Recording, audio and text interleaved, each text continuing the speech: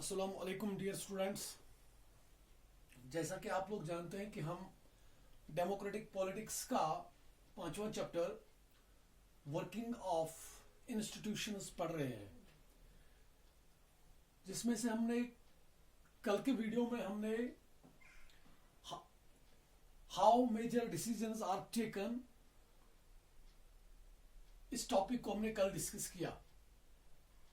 उसमें हमने देखा कि कैसे जो बड़े बड़े फैसले जो होते हैं मुल्क के, वो कैसे लिए जाते हैं। उसमें हमने देखा कि जो रूलिंग पार्टी होती है उसका बड़ा इंपॉर्टेंट रोल होता है। ये रूलिंग पार्टी का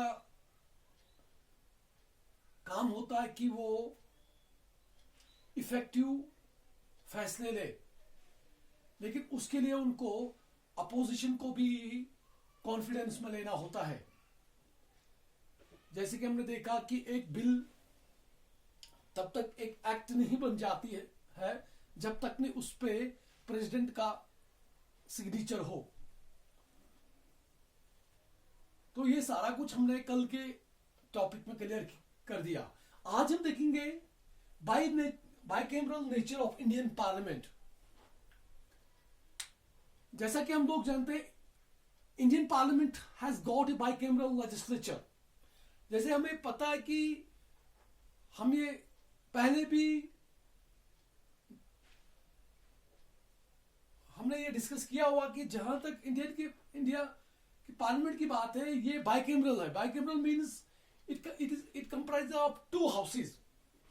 जैसे उसमें एक तो होता है लोकसभा, जो कि जिसमें कि लोग डायरेक्टली अपने रिप्रेजेंटेटिव्स चुनते हैं, जो कि लोकसभा में जाके लोगों की रिप्रेजेंटेशन करते हैं। और दूसरा हाउस जो है, यहां पे आपको बात याद रखने वाली बात यह है कि जो लोकसभा की जो मेंबर्स होते हैं उनको लोग डायरेक्टली इलेक्ट करते हैं। और दूसरा हाउस जो होता है, जिसको हम राज्यसभा के नाम से जानते हैं, वो डायरेक्टली नहीं बल्कि वो इनडायरेक्टली बनता है। उसमें लोग क्या करते हैं, उसमें स्टेट लेजिस्लेचर जो होते हैं वो वोट कास्ट करते हैं, तो इससे राज्यसभा बनती है। तो लोकसभा को lower house of the parliament भी कहा जाता है और राज्यसभा को upper house of the parliament कहा जाता है। अब हम ये देखेंगे कि इंडिया ने आखिरकार बाइकैमरल लेजिस्लेचर को क्यों अडॉप्ट किया। इसके पीछे दो चार बड़ी बड़ी वजूहात है जिस वजह से इंडिया ने बाइकैमरल लेजिस्लेचर को अडॉप्ट किया हुआ है।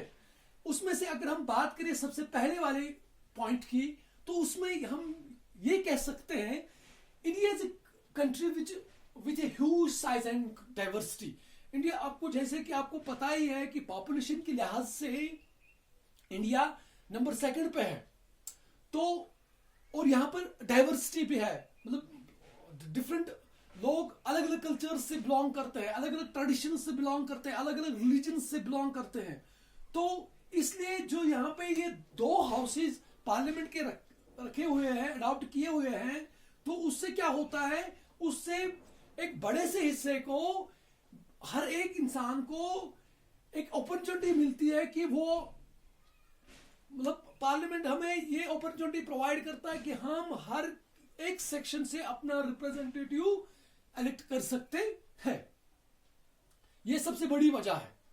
तो उसके बाद दूसरी वजह जो है, it gives accurate representation to all geographical region of the country.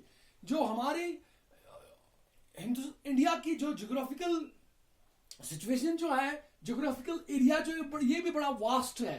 तो इस तरह से जब हमने अडॉप्ट किया हुआ है बाइकैमरल लेजिस्लेचर, तो इससे हमें क्या होता है कि हम ज्योग्राफिकली भी पूरी कंट्री को इससे कवर कर पाते हैं। हर एक ज्योग्राफिकल एरिया से रिप्रेजेंटेशन होती है। तीसरी वजह जो है, it makes it possible to have every decision reconsidered.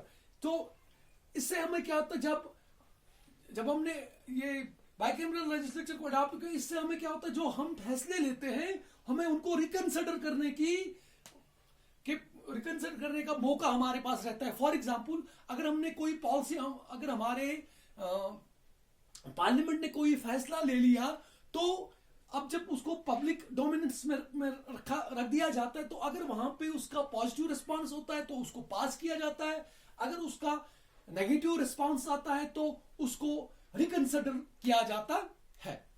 तो इस और चौथी वजह जो है, it ensures a cross check on every important policy और bill as it goes from one house to another for revision. तो चौथी बड़ी वजह यह भी है कि हमारे बाइकैमरल लेजिस्लेचर अडॉप्ट करने से जो हमारे यहाँ जो भी इंपॉर्टेंट फैसले जो होते हैं, इंपॉर्टेंट पॉलिसी जो बनती है या कोई बिल बनती है, तो ये उस बिल को 2 हाउसेस से गुजरना पड़ता है। तो पहले लोकसभा में फिर उसको डिस्कस किया जाता है, उसके बाद उसको राज्यसभा में डिस्कस किया जाता है। तो इस तरह से क्या होता है, उसको एक रिविजन होने का चांस रहता है कि कहीं इसमें कोई गलती तो नहीं है। तो ये 2-4 बड़े बड़े वजूहात थे जिनकी वजह से इंडिया ने बाइकैमरल लेजिस्लेचर को अडॉप्ट किया हुआ है। तो मुझे उम्मीद है कि ये टॉपिक जो है आपको क्लियर हो चुका होगा। मैं आपको फिर से रिपीट करता हूं कि हमारा टॉपिक जो था, that was the why India bicameral nature of Indian parliament. उसमें हमने देखा बाइकैमरल लेजिस्लेचर का मतलब ये होता है कि यहाँ पे पार्लियामेंट के 2 हाउसेज होते हैं, लोकसभा राज्यसभा। लोकसभा जो होते हैं वो डायरेक्टली इलेक्ट किए हुए रिप्रेजेंटेटिव्स होते हैं, और राज्यसभा के जो होते हैं वो इनडायरेक्टली इलेक्ट किए हुए मेंबरान होते हैं, जिनको स्टेट लेजिस्लेचर्स बनाते हैं।